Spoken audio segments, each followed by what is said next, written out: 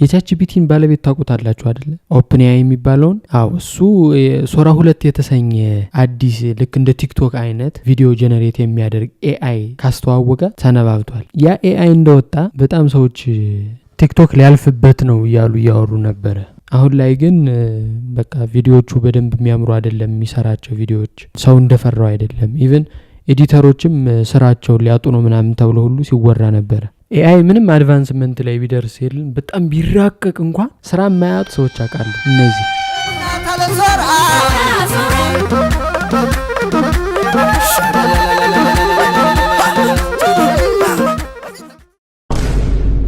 ስለ ሶራ 2 ግን ትንሽ ልበላችሁ። ለማንኛውም ለማስረዳት ያክል እኔና ወንድሜ ለምሳሌ እያወራን ቪዲዮ ተቀርጸን ለሶራ 2 ከሰጠነው በኋላ ሶራ ወደሚፈጥረው የትኛውን ቦታ እንዲወስደን እና የፈለግነውን እንድናደርገው የሚያስችለውን አዲስ ነገር ካሚዮ የሚባለውን አስተዋውቀዋል።